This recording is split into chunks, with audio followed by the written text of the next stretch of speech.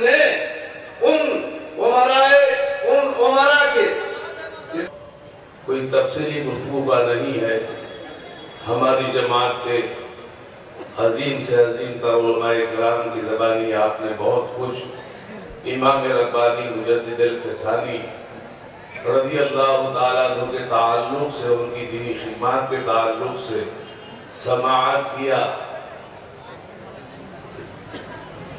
ہندوستان کی سرزمین پر دو عظیم شخصیتیں ایسی گزری ہیں، بغیر نام لیے ہی آپ کے ذہن میں اس کا تصور آ جائے گا، جنہوں نے کہ توحید و رسالت کا ڈنکا بجایا، گھر گھر سنتوں کو عام کیا. ابھی آپ نے عالم باعمل حضرت علامہ مفتی شمس الہدیٰ صاحب سے سنن کے تعلق سے، اداؤں کے تعلق سے سماعت کیا. بہت اچھا لگ رہا تھا. سچ اور حق یہی ہے. اسلام میں دو چیزیں ہیں، کتاب اور سنت. کتاب سے مقصود اللہ کے احکام ہیں جو قرآن مجید فرقان حمید سے ہم تک پہنچے. دوسری سنت کے لغوی معنی راستے کے وہ راستہ جس پر پیغمبر اسلام علیہ الصلوۃ والتسلیم عمل کرتے ہوئے گزرے. اگر آپ کامیاب اور بامراد ہونا چاہتے ہیں تو جن کی یاد میں یہ کانفرنس ہو رہی ہے، یہ بند سجائی گئی ہے، ہمیں ان کے نقش قدم پر چلنا ہے. ہمیں اپنے ایمان و عقیدے کی حفاظت کرنی ہے، اور جب ہی ہوگی کہ جب ہم ان سے خلوص اور الہیت کے ساتھ محبت کریں گے اور اپنے اندر وزن پیدا کریں گے. اور وزن جب ہی پیدا ہو سکتا ہے جب تمہارے اندر علم ہوگا، اور تمہارے اندر جب علم ہوگا تو سرکار سے الفت ہوگی، سرکار سے محبت ہوگی. کہنے والے نے بہت کچھ کہا ہے اور اتنا وقت بھی نہیں ہے. میں گزشتہ سال بھی آیا تھا. پیر طریقت معمل پیر طریقت حضرت علامہ مولانا الحاج مفتی آفاق احمد صاحب جو اس علاقے میں دینی خدمات کر رہے ہیں، صحابہ کی سنت کو زندہ کر رہے ہیں، مجدد الفسانی کے نقش قدم پہ چل رہے ہیں، مجدد امام اہل سنت اعلیٰ حضرت عظیم البرکت رضی اللہ تعالیٰ عنہ کے مشن کو عام کر رہے ہیں. ان کے بازوؤں کو مضبوط کریں. اور یہ یہیں پر نہیں، ان کی مصروفیات ہیں. اللہ کا بڑا فضل ہے. اور یہ میں سمجھتا ہوں اس دنیا میں نہیں آیا ہے صورت کے مثال، سیرت کے مثال، سرکار کیسے پیدا ہوئے ہیں. میں تمہاری بات نہیں کر رہا ہوں، آسمان والے حضرت سیدنا جبریل کی بات کر رہا ہوں. حضرت جبریل علیہ الصلوۃ والتسلیم نے سب کو دیکھا ہے، ہر نبی کو دیکھا ہے، اور ہر ایک کے حسن و جمال کو دیکھا ہے، ہر ایک کے کمال کو دیکھا ہے. کون سا سبھی کو دیکھا ہے. لیکن جب باری آئی سرکار کے تعلق سے تو جبریل سے پوچھا جاتا ہے، جبریل تم نے سب کو دیکھا ہے مگر بتلاؤ مجھ جیسا بھی کسی کو دیکھا. تو جبریل کیا کہہ رہے ہیں؟ تو جو عقیدہ جبریل کا وہ عقیدہ ہمارا ہونا چاہیے. جبریل کیا کہتے ہیں؟ جبریل عرض کرتے ہیں، آقا میں نے طبقات زمین کو الٹ پلٹ کر دیکھا، مشرق اور مغرب کا کونا کونا دیکھا، شمال و جنوب کا کوشا کوشا دیکھا، مگر آقا میری نگاہ نے آپ جیسا کسی کو نہیں کیا، اور آج تک کسی عورت نے آپ جیسا پیدا بھی نہیں کیا. صورت میں مثال، سیرت میں مثال. اور سرکار یہ دو بھائی خوشبوؤں کا گھر. اتنی دور کی مسافت طے کر کے یہ ادارے میں نام محمد طارق آفاقی صاحب، ان کا بھی تعلق امروہہ سے ہے. مولانا راشد حسین آفاقی صاحب جن کا تعلق امروہہ کی سرزمین سے ہے. پانچواں نام مولانا غلام ربانی آفاقی صاحب داعی قنوج. مولانا حسنین آفاقی صاحب برائٹ مو ہگوئی. مولانا محمد نور عالم صاحب آفاقی جن کا تعلق امروہہ سے ہے. مولانا مولانا عظیم آفاقی صاحب جن کا تعلق جاجموں شہر کانپور سے ہے، مولانا قمر الہدا صاحب واحدی شاہ آباد سے ہے، مولانا صابر حسین آفاقی صاحب جن کا تعلق کولہاپور قنوج سے ہے۔ سبحان اللہ، آپ دیکھ رہے ہیں اکابر علماء کرام سے کہ دست مقدس سے بچ سے ہے۔ مولانا محمد نور الدین آفاقی صاحب، مولانا محمد رضوان صاحب، مولانا محمد ریاض حسین صاحب،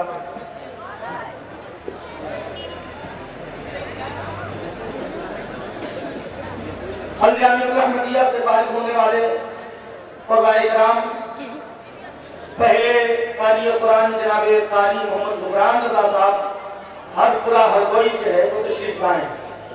جناب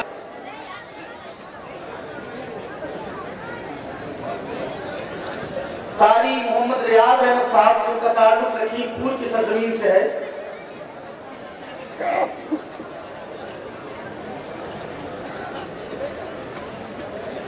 مولانا محمد ریاض حسین صاحب آفاقی جن کا تعلق کشمیر سے ہے۔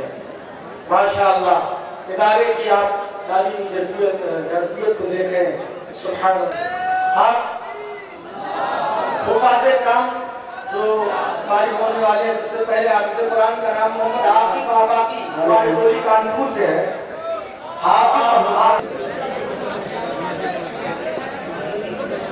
جن کی دستار بندی ہوا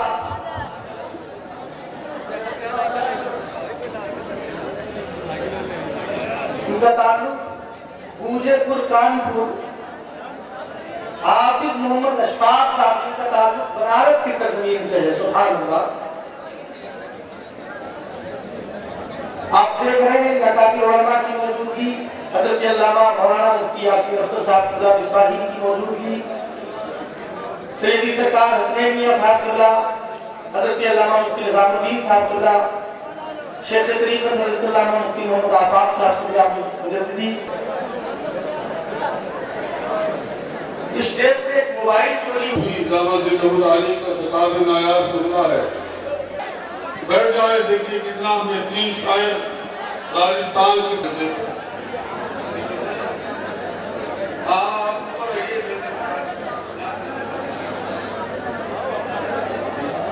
ہلو اللہ سے کہیے سبحان اللہ۔ آپ حضرات جلدی سے جلدی بیٹھ جائیں، پھر حضرت کا بیان بھی ہونا ہے۔ ایک کلام کے چند اشعار کی ہو۔ حاضرین، بس ان کی دعائیں چاہیے۔ اب تھوڑا سا ٹائم رہ گیا ہے، اس کا صحیح استعمال کر لیں، اور یہ آپ پر کچھ بھی بوجھ نہیں ہے، اس لیے کہ دیہات کے لوگوں کے یہ اٹھنے کا ٹائم ہو گیا۔ اب آپ سمجھیے کہ بیدار ہو کے ہم بیٹھے ہیں، جیسے ذرا محبت سے ایک بار بولیے سبحان اللہ۔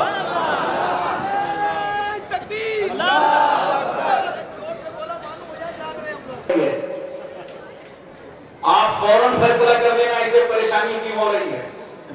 آج اگر علماء حکمران سے رابطہ نہ رکھیں، تمہارے بچے اٹھائے جا رہے ہیں، جوان بچوں کے ساتھ کیا ہو رہا ہے، بے قصور جیلوں میں ڈالے جا رہے ہیں۔ یہ ان جیسے مفتیوں اور علماء کا صدقہ ہے کہ انتظامیہ کی آنکھ میں آنکھ ڈال کر بات کر سکتے ہیں اور سچ کو سچ بتا سکتے ہیں۔ لیکن بے چینی آپ کو ہو جاتی ہے۔ بے چین مت ہوا کرو پیارے، پریشان مت ہوا کرو۔ یہ تو مجددی ہیں، ان کا تو کام ہی رہا ہے حکومت کی تبلیغ کرنا،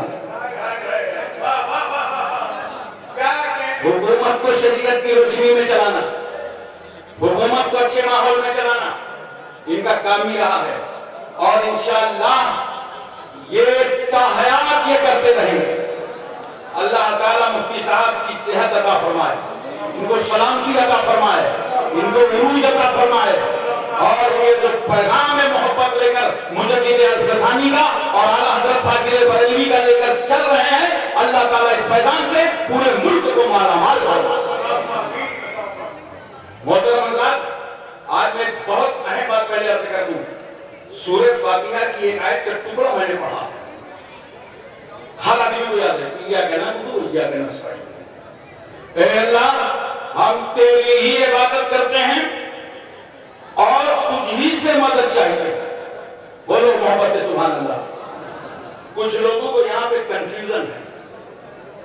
وہ کہتے ہیں کہ جب آپ نے کہہ دیا ہم تیری ہی عبادت کرتے ہیں تجھ ہی سے مدد چاہتے ہیں تو اب اگر اولیاء کرام کے آستانے پر گئے بزرگوں کی بارگاہ میں گئے تو یہ شرک ہو جائے.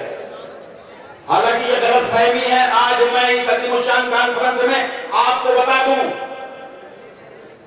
ایاک نعبد و ایاک نستعین. اللہ ہم تیری ہی عبادت کرتے ہیں اور تجھی سے مدد چاہتے ہیں. جہاں مفسرین کرام نے یہ ترجمہ کیا ہے تجھ ہی سے مدد چاہتے ہیں وہی مفسرین کا ترجمہ یہ بھی موجود ہے اے اللہ ہم تیری ہی مدد چاہتے ہیں. مطلب یہ اللہ ہم تیری ہی مدد چاہتے ہیں. تو چاہے جہاں سے کرا دے. مولا تیری ہی مدد چاہیے تو چاہے جہاں سے کرا دے. غوث اعظم سے کرا دے, خواجہ غریب نواز سے کرا دے, مخدوم اشرف کچھوچوی سے کرا دے, صابر کلیری سے کرا دے, زندہ شاہ مدار سے کرا دے, سرکار مہرہ سے کرا دے, مخدوم کاظموں سے کرا دے, شرف الدین یحییٰ منہری سے کرا دے, علاء الحق پنڈوی, علی سراج الدین, مخدوم ماہی, بابا باؤدین, بابا تاج الدین. اے اللہ ہم تیری ہی مدد چاہتے ہیں. چاہے مجدد الفسانی سے کرا دے چاہے امام احمد رضا سے کرا دے. ہم تیری ہی مدد چاہتے ہیں. اچھا سنو, اگر بات بات پر شرک سمجھنے لگے تو کل کوئی ابھی آدمی غریب کی شادی کرا دے تب کیا کرو گے؟ کوئی امیر آدمی غریب کو زکات کا پیسہ دے دے تب کیا کرو گے؟ مدد تو اس نے کی جیسے کو شرک سمجھ لیں گے. ابے مدد اللہ ہی کرا رہا ہے. فرق اتنا ہے لینے والا غریب ہے دینے والا امیر ہے مگر یہ اللہ ہی کی مدد ہے. اچھا اور اچھی طریقے سے سمجھ لو اور پیار سے سمجھا دوں. ابھی اتراکھنڈ میں آپ نے دیکھا تھا کیا کیا ہوا. اللہ تعالیٰ ہمارے پورے ملک کی حفاظت فرمائے, تمام بلیات سے ہمارے ملک کو محفوظ فرمائے. لیکن وہاں وزیر اعظم صاحب کا فنڈ آ رہا ہے, مکھ منتری صاحب کا فنڈ آ رہا ہے. تو کیا وزیر اعظم صاحب فنڈ بانٹنے کے لیے اتراکھنڈ گئے تھے؟ بولو.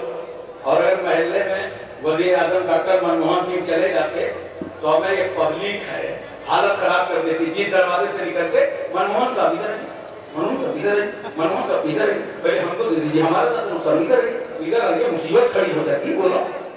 تو وزیر اعظم نہیں گئے. وزیر اعظم نے ڈی ایم کو دیا, ایس ایس پی کو دیا, گورنر کو دیا.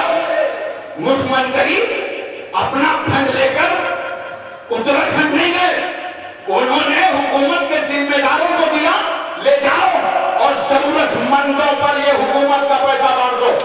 اصل میں پیسہ حکومت ہی کا ہے مگر دینے نہ مکھ منتری آ رہے ہیں نہ وزیر اعظم آ رہے ہیں. حکومت کے ذمہ دار آ رہے ہیں, گورنر آ رہے ہیں, ایس پی آ رہے ہیں, ڈی ایم آ رہے ہیں.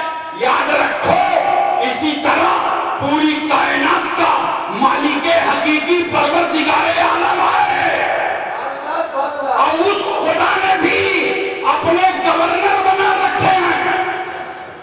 بغداد کے گورنر غوث اعظم ہے, اجمیر کے گورنر خواجہ اجمیری ہیں, مہرہ کے گورنر سرکار مہرہ ہیں, کچھوچا کے گورنر مخدوم اشرف کچھوچوی ہیں. یاد رکھو سرہند کے گورنر مجدد الفسانی ہیں, بھرائی کے گورنر امام احمد رضا.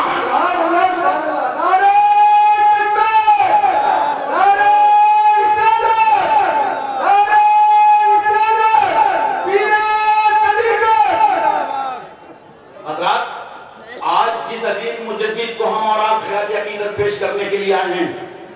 1563 ہجری میں آپ کی ولادت طیبہ سرہند شریف میں ہوئی. والد گرامی کا نام عبدالاحد ہے. علوم عقلیہ اور نقلیہ کی تعلیم والد گرامی سے حاصل کی اور سند حدیث مولانا یعقوب کشمیری سے حاصل کیا. آپ کا نکاح تھانے سر کے ایک رئیس سلطان کی بیٹی کے ساتھ ہوا جو اکبر بادشاہ کا قریبی تھا اور انہوں نے خواہش ظاہر کی تھی کہ میری بیٹی کا نکاح شیخ احمد سرہندی کے ساتھ ہو. حضرت نے اس درخواست کو قبول فرمایا، نکاح ہو گیا۔ آپ بیعت کس سے ہیں؟ حضرت خواجہ باقی باللہ رحمت اللہ تعالیٰ علیہ سے، جن کا مزار اقدس دلی کی زمین پر ہے۔ اور آج لوگ سلسلوں کی جنگ کرتے ہیں، زبردستی فتنے اٹھاتے ہیں۔ میں تمہیں بتاؤں، مکتوبات میں امام ربانی خود لکھتے ہیں کہ میں بہت سارے واسطوں کے ساتھ مجھے حضرت محمد مصطفیٰ صلی اللہ علیہ وسلم سے نسبت حاصل ہے۔ فرماتی ہیں 21 واسطوں سے سلسلہ نقشبندیہ میں نسبت رسول حاصل ہے، 25 واسطوں سے سلسلہ قادریہ میں نسبت رسول حاصل ہے، 27 واسطوں سے سلسلہ چشتیہ میں نسبت رسول حاصل ہے۔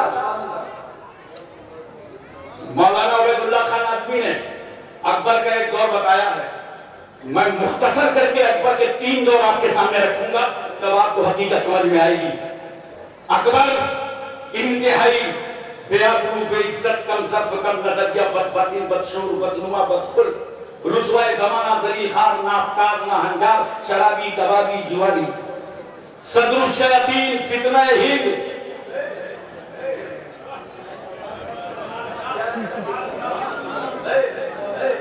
اور جب اتنی چیزیں جمع ہوتی ہیں تب ایک اکبر تیار ہوتا ہے۔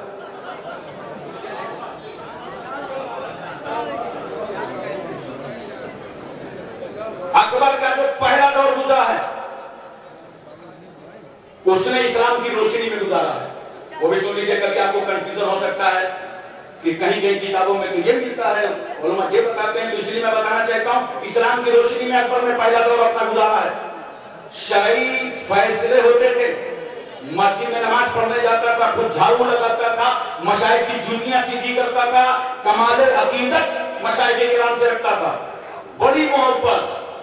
ہمیں محبت کا اندازہ تو یہ کہ اس کے گھر میں اولاد نگینہ نہیں تھی، تو فتح پور سیکری شیخ سلیم چشتی کے آستانے پہنچ گیا اور کہا حضور دعا فرما دیجئے میرے گھر بیٹا پیدا ہو جائے۔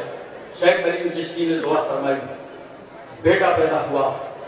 اکبر بیٹے کو لے کر کے پہنچا شیخ سلیم چشتی کی بارگاہ میں۔ حضرت نے فرمایا تمہاری مراد پوری ہو گئی؟ کہا حضور بیٹا پیدا ہوا ہے۔ کیا نام رکھا ہے؟ کہا تبرکاً آپ کے نام سے سلیم رکھ دیا ہے۔ شیخ سلیم چشتی فرماتے ہیں سلیم کے ساتھ جہانگیر بڑھا دینا، جہانگیر بڑھا دینا، اس لیے کہ جب میں نے تمہاری اولاد کے لیے دعا کیا تھا تو وسیلہ سید اشرف جہانگیر کچھوچوی کو بنایا تھا۔ اکبر آگرہ سے اجمیر پہنچ گیا، پیدل سفر اس حقیقت میں اس نے کیا ہے۔ مگر آج میں ان لوگوں کو بالکل ذمہ داری کے ساتھ بتانا چاہتا ہوں، کہاں ہیں وہ لوگ جو یہ کہتے ہیں کہ مزاروں میں جانے سے خدا یاد نہیں آتا؟ بڑی نئی نئی کوڑی لاتے ہیں۔ آپ ولی اللہ کی مزار میں جاؤ، اللہ یاد نہ آئے تو کیا ملا یاد آئے گا؟ وہ لوگ کون یاد آئے؟ لیکن کہتے ہیں مزار پہ نہیں جاؤ، مزار پہ نہیں جاؤ، کیوں؟ وہاں جاؤ گے تو خدا یاد نہیں آتا۔